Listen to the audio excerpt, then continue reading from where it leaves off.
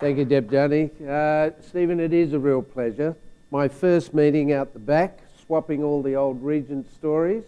Yeah. So don't quite go back to 1980 when I started with Bob and Co in Fiji, but I was talking to a few of the guys out here and they're really interested to know where Regent's going these days and to hear from you as to maybe initially, if we could start it out, what possessed you, besides the Regent Taipei, to buy Regent Hotels from Carlson? Well, we're just chatting. Michael should cover Regent before 1992. I'll cover Regent after 1992. Yes. And of course, we started our hotel business with the original Regent team out of Hong Kong, Bob Burns. And at that time, we worked with Kwong Wang Sik, Rudy Greiner. These are the legends.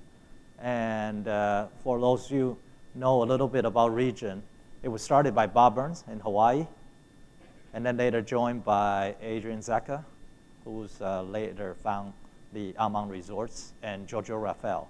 So it's a multicultural brand based in Asia.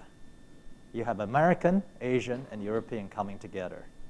So when the opportunity came, of course, it was the depth of financial crisis. Now we're taking it back now to 2008 and 2009. And by that time, Regent was acquired by Four Seasons in 1992 and later changed hand again to Carlson, which is an American company who owns Radisson. And as you know, the North American financial crisis, 2008, 2009, luxury is not a very good word and a good place to be.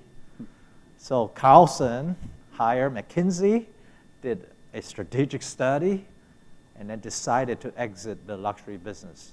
So it includes the hotel, branding, and the cruise ship, Regent Seven Seas Cruise. And well, they conducted a very closed-door auction. They called the Regent owners because they figure these guys appreciate the value of Regent. And the top 6 hotel companies in the world. And everybody showed up. Everybody showed up. So, well, I think the most important thing, when I heard this, I called Bob Burns, our original founder, still a good friend, and now the honorary chairman for the Regent Hotels Group. I called him up, say, Bob, well, you try to take it out of Four Seasons in 1992, and are you still interested in helping us out? And he said, yes. And then another original partner of Regent, Adrian, well, he was very busy at that time, having some issues with his own. But then to carry out the Regent concept, he contributed one of his partner, it's Ralph Oles. For those of you who know, Ralph worked with Regent since the Sukhothai days, and then Amman Puri, and then started working on the GHM, and he's continued to stay involved with it's Legend. I mean, he built Legend, Setai in Miami. He's basically Adrian's right-hand man for concepts, and he's driving the concept behind GHM. So Ralph, again, a European, Bob Burns, and me, an Asian. Again, the trio, we started a process of looking into Regent, trying to acquire them. And after 1 year of working and working with the Carlson Group, we finally acquired Regent and bring it back to Asia. So it's a labor of love. It's legacy. But more importantly, all of us have Regent DNA, and we all feel very strongly that we owe it to Regent to bring it back to Asia and to revive it to its former glory. But of course, things have changed. So that's where we are now. And, well, and I think that it just summarizes the passion. Obviously, all the Regent owners were called to who wants to buy it. Happily, you were the person that came out and took it and as I can see from our discussion previously, looking to not take Regent back to where it was, but really make sure that that DNA and brand essence and the character personality is protected. So maybe just summarise for us, for those who haven't had that opportunity with Regent, what is it was and is today, that DNA and that brand essence? Well, for me, Regent has always been a trendsetter and pioneer. And I mean, as early as 1980, well, you were in Fiji. Meanwhile, in Hong Kong, there was a first 5-fixture bathroom introduced. And really, it was a big deal at that time, because before that, bathroom was considered a utility, a function, something you get in and out and get it done with. You're not supposed to stay in the bathroom and enjoy it. And Bob Burns, Michael was just sharing this study about, hey, if you travel in business, 80% of your waking time in your room is in the bathroom. So, hey, that was the case in the 80s. Now we work everywhere, right? We'll probably work in the bathroom too, right, with our phones. And it could be 90% now. So why, if we spend 80% of your time in the bathroom, we should spend 80% of your resources in the bathroom. So make the bathroom a lot bigger, at least a third of it, instead of 25% of it. Instead of minimizing, we maximize it. And two fixtures, very important. At that time, 80s, Japanese were traveling. People also started to travel with family now, husband and wife. So two vanities. And importantly, Japanese is very anal about bathrooms. Toilet has to be quiet. Of course, we didn't have music in the toilet before. So separate toilet, separate shower. That's a standard for Americans. So, and then we had a standard about filling up the bathtub, because the water pressure is wrong. Filling out the bathtub in about, a minute or 2 minutes. But the problem was, when we put that standard, all our bathtubs were flooded, because nobody expected the bathtub to be filled for so fast. So it was a real problem. You usually turn on the water and then go and do your other things, and then So that was a real.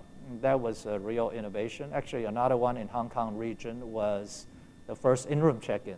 And of course, that was enabled by the computer system. But the most important insight, I mean, again, it all comes from the insight that, hey, after a whole day of flying, the last thing you want to do is spending lots of time in the lobby.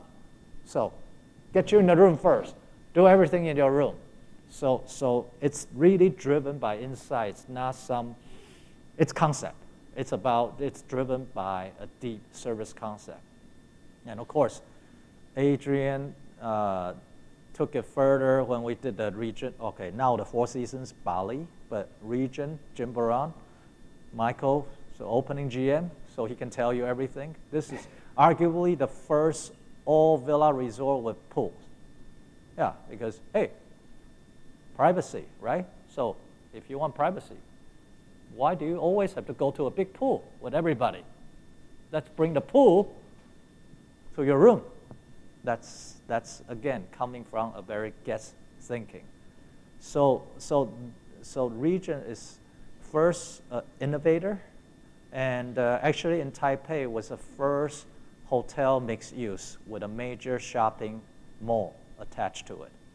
So usually you have shopping mall and hotel. This is actually hotel, but designed with a shopping mall downstairs with a joint venture with a DFS.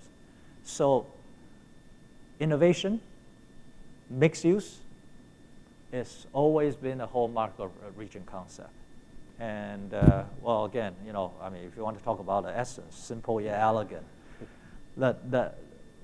Well, since it's a multicultural rule, it's a multicultural brand, so it's based on Asian philosophy and Western practice.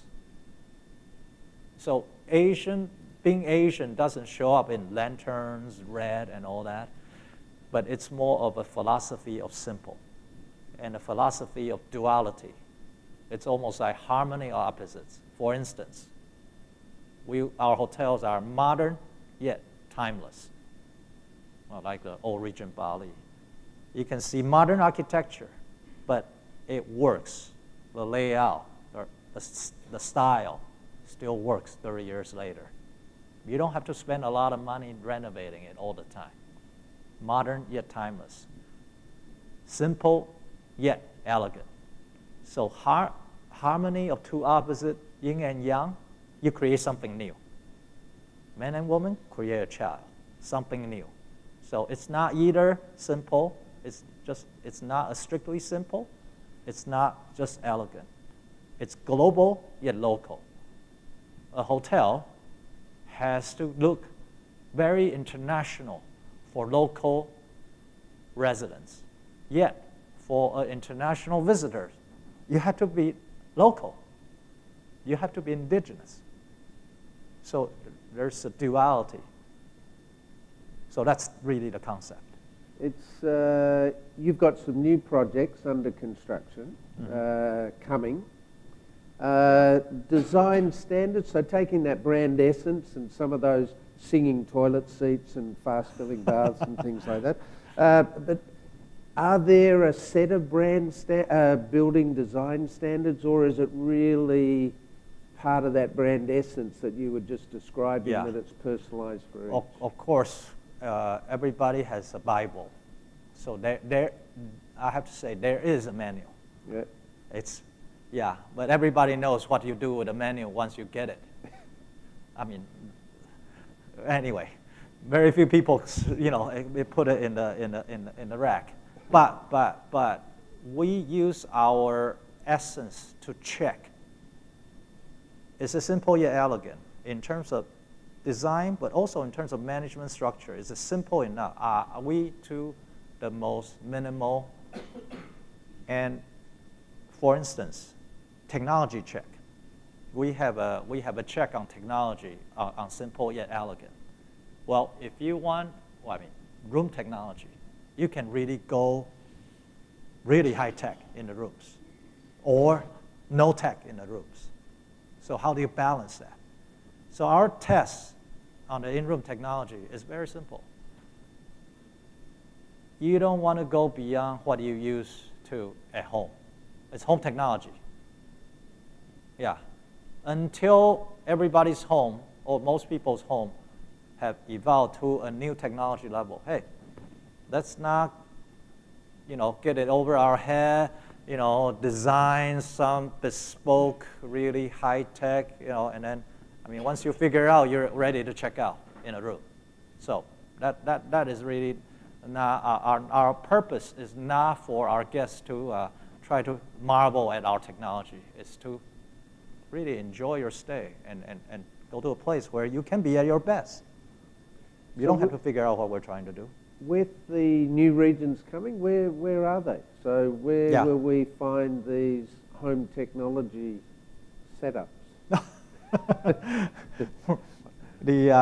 don't want to take it away. We're in Beijing, Taipei, Singapore, and then we have new hotels in Chongqing, and we have in Europe in Berlin, and Montenegro is a very interesting project because Montenegro is a super yacht marina developed by Peter Monk. He's founder of Barrick Gold Mining, a Canadian.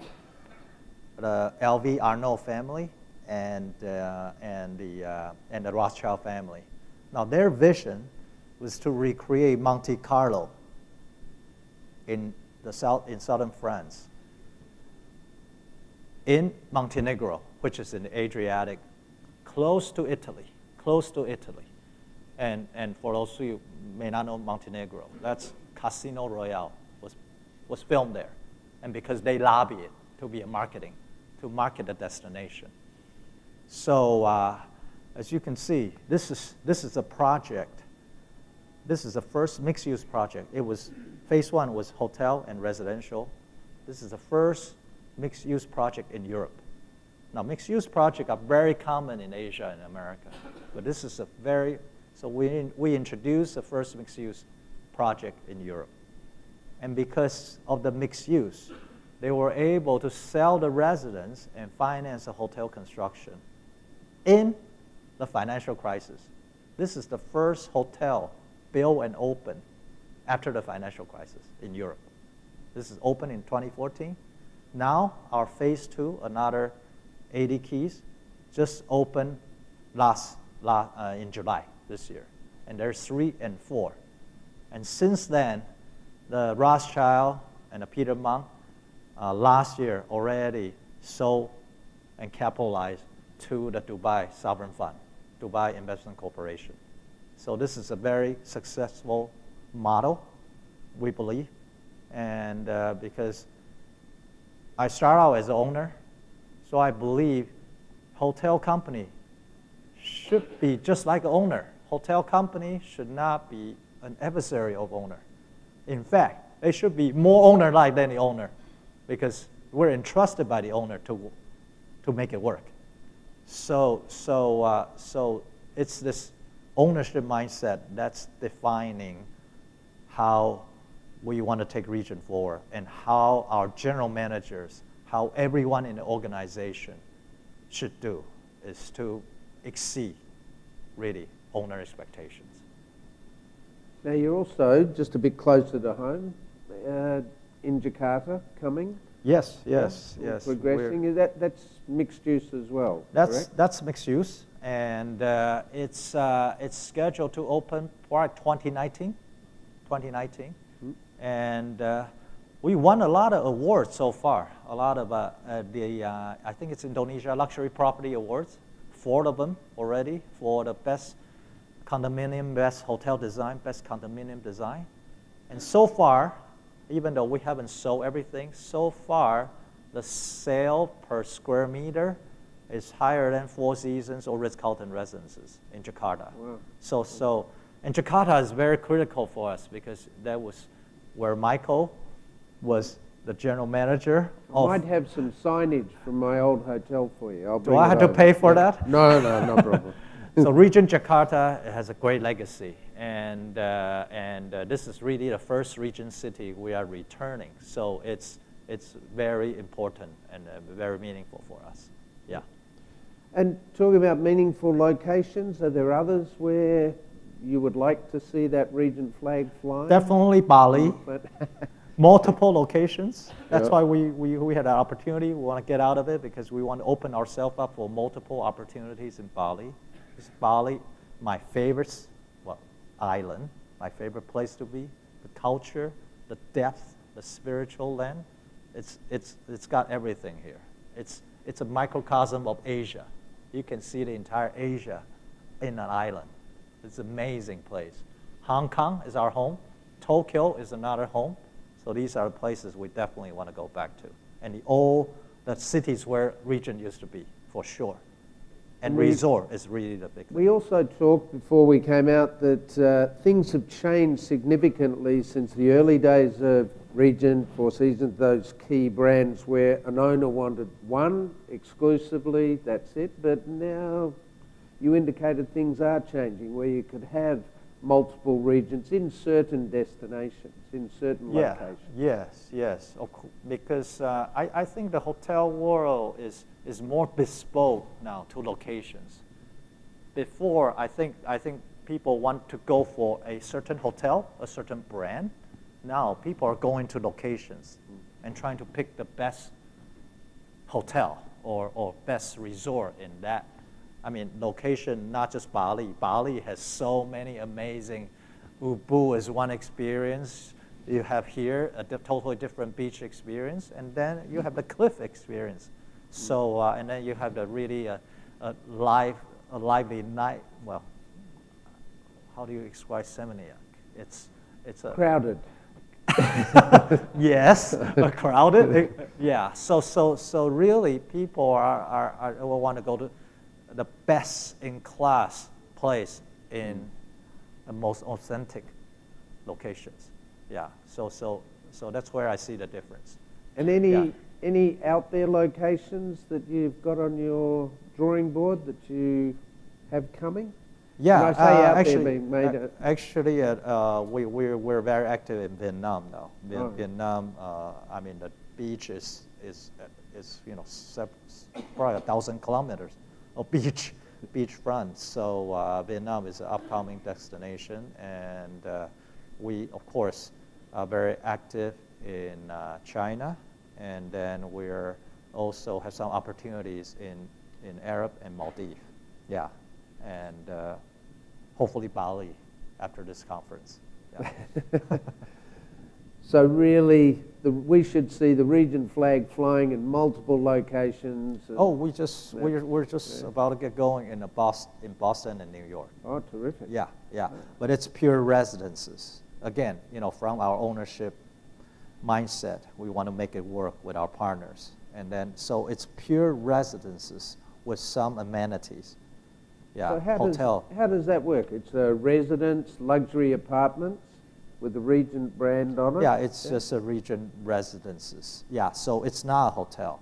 Okay. Yeah, but then there's a lot of clubs, spa, because we see the luxury platform now as really a lifestyle platform where you don't want to limit yourself, just make your own bread and do your own chocolate and do everything yourself. I mean, if you're in an exciting city like New York, Boston, or Paris, why make your own chocolate? It's totally ridiculous. Your guests don't want to eat your chocolate, And if you make your own bread in Germany, Germany has the best bread maker. So it's more of a platform, a commercial concept. You can almost see it as a luxury shopping mall if you want to look at how we define the public space of a luxury hotel in a city today.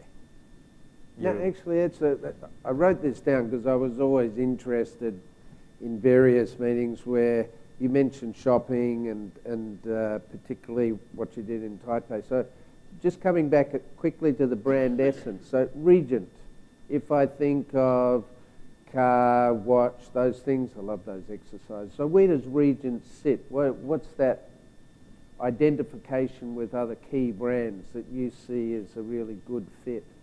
Oh, well, Barbara and I always like Giorgio Armani. Actually, when we acquired Regent, 2010, and then he came back to Taipei after several years. And then he was wearing a black T-shirt, with jacket, and then because he has white hair. Bob in a T-shirt.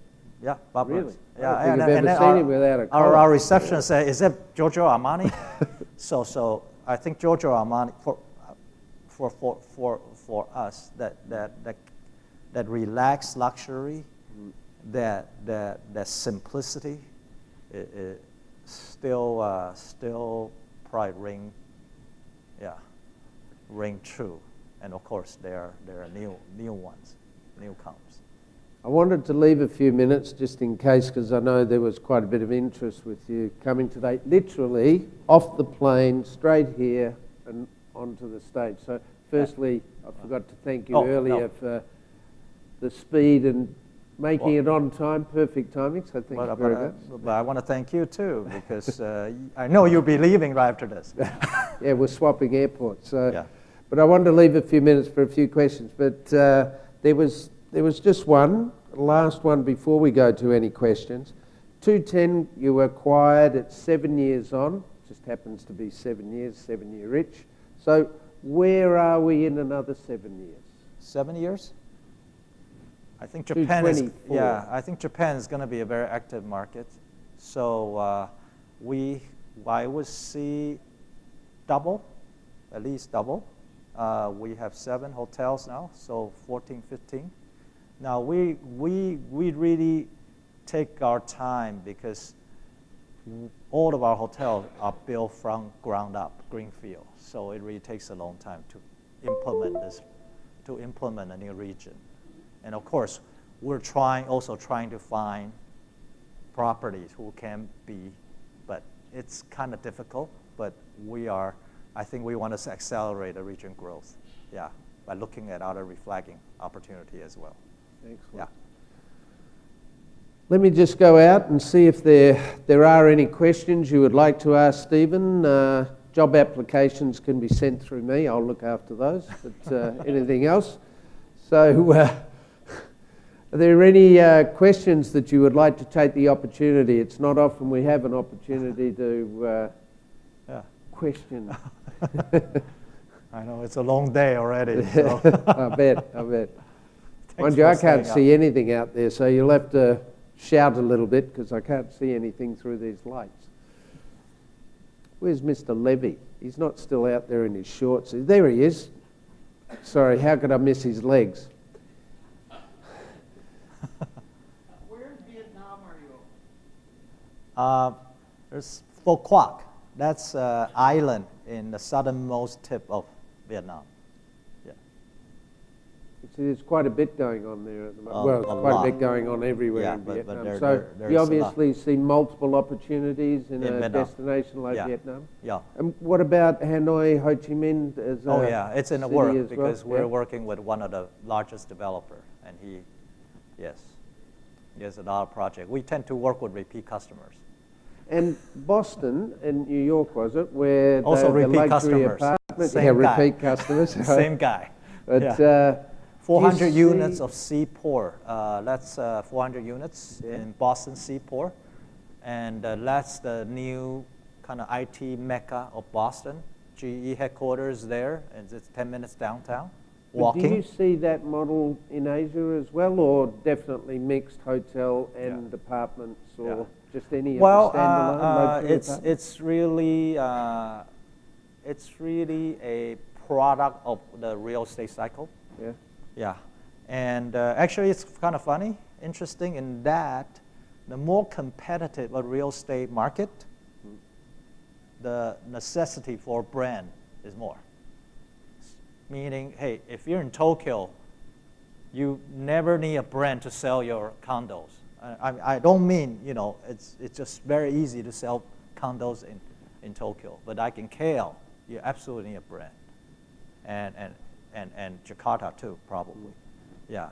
And also in a resort destination, it's important to, I think a brand association is good because you're not permanent residents. Buyers, you're usually not permanent residents in a resort. So you need a good caretaker from a brand.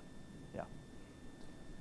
We're getting close to time, so I did want to take the opportunity to, again, thank you for coming this way, spending this time with us. It's been a real honour for me. Well, thank you very much It's indeed. a real pleasure. I want to find ways to come to Bali, so thank you for providing the opportunity.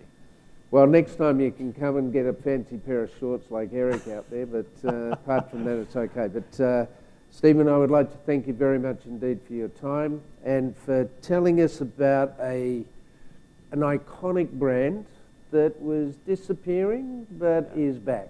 And we feel it's in very good hands. Well, Michael, it's amazing that you be asking questions because you should be interviewed for Regent. This is a Regent guy from 1980 to 1996. Opening Regent in Bali and Regent in Jakarta. And I'm still you 21. Are the real man. I'm still 21, so no problem. All right, ladies and gentlemen, thank you very much. Please thank Stephen Pan. Thank you very much.